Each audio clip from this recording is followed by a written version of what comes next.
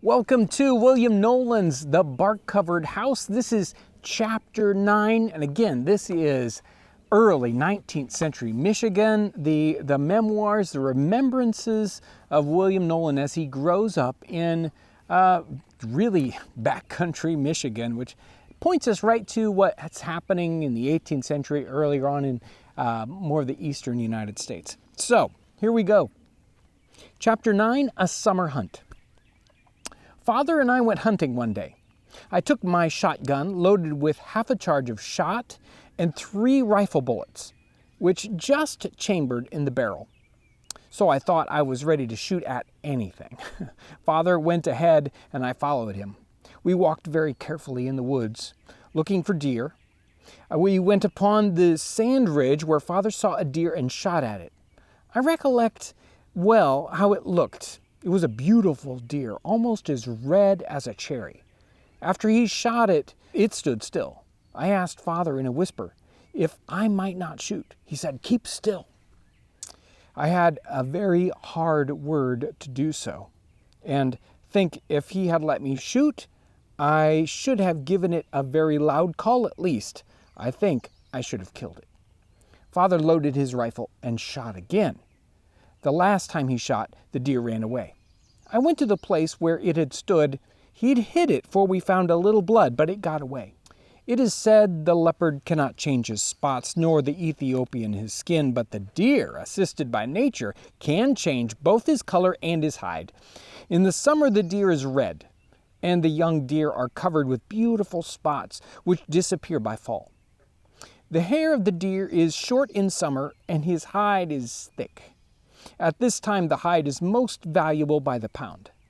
His horns grow and form their prongs. When growing, they call them in their velvet. A feel of them, and they are soft, though the summer and fall, and they keep growing until they form a perfect horn as hard as bone. By the prongs, we are able to tell the number of years old they are. In the fall of the year, when an old buck has his horns fully grown, to see him running in his native forest is a beautiful sight. At that season, his color has changed to a bluish gray. When the weather gets cold and it freezes hard, his horns drop off and he has to go bareheaded until spring. Then his hair is very long and gray. Deer are commonly poor in the spring, and at this season their hide is very thin and not worth much. So we see the deer is a very singular animal. As I have been going through the woods, I have often picked up their horns and carried them home for curiosities. They're valuable for knife handles. When the old buck is started from his bed and is frightened, how he clears the ground. You can mark him from 20 or 30 feet at every jump. I've measured some of his jumps by pacing and found them very long, sometimes 2 rods. How plump he is, how symmetrical his body is formed, how beautiful the appearance of his towering branching antlers. As he carries them on his lofty head, they appear like a rocking chair. As he sails through the air with his flag hoisted, he sometimes gives 2 or 3 of his whistling snorts and bids defiance to all pursuers in the flight. He is able to run away from any of his enemies in a fair foot race, but not always able to escape from flying missiles of death. Before the fawn is a year old, if frightened and startled from its bed, it runs very differently from old deer. His jump is long and high. It appears as though it were going to jump up among the small treetops. The next jump is short and sometimes sideways. Then another long jump, and so on. It acts as though it did not know its own springs or were cutting up its antics, and yet it always manages to keep up with the rest of the deer.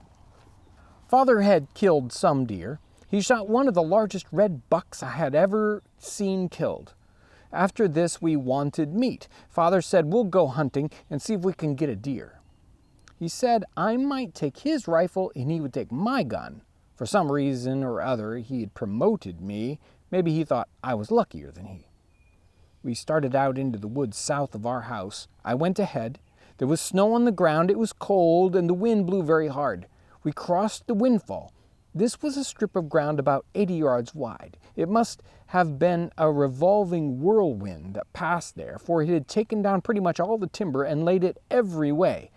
Nothing was left except some large trees that had little tops. These were scattered here and there through the strip. It struck the southeast corner of what was afterwards our place. Here we had about 3 acres of saplings, brush, and old logs that were windfalls. I think this streak of wind must have passed about 10 years before we came to the country.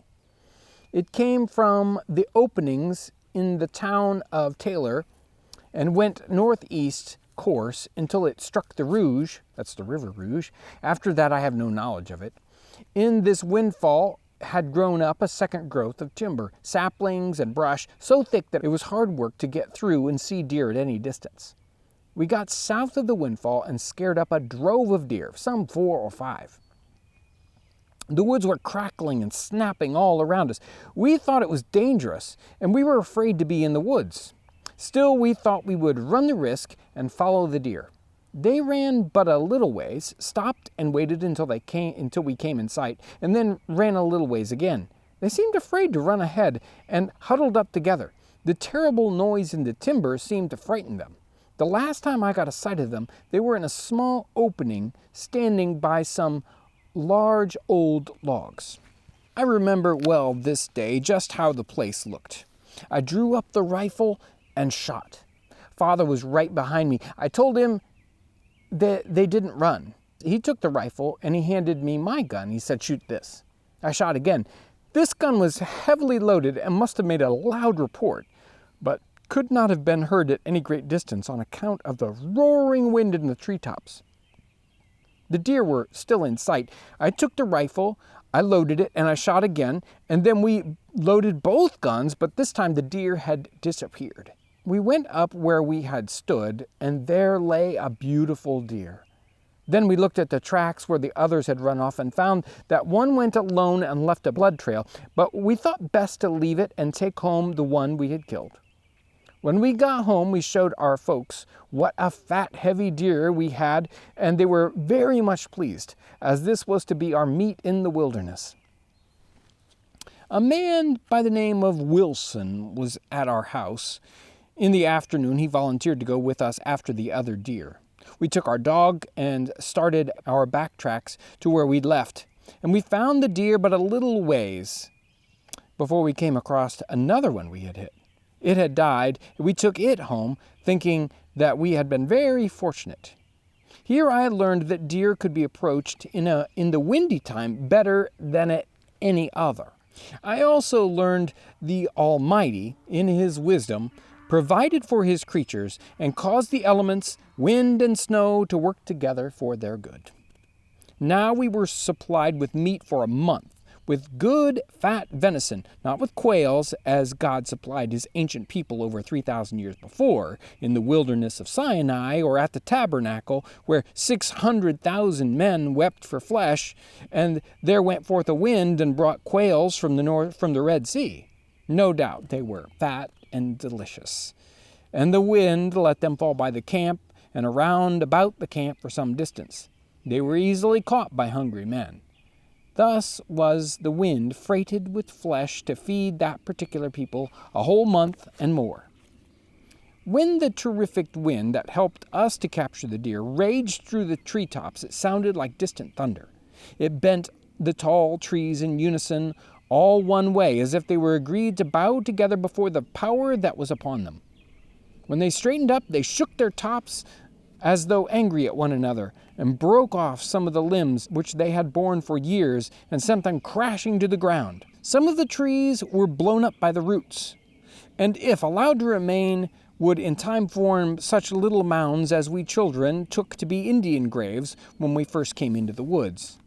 Those little mounds are monuments which marked a place where some of those ancient members of the forest stood centuries ago, and they will remain through future ages unless obliterated by the hand of man. We thought that the wind blew harder here than in New York State, where we had come from.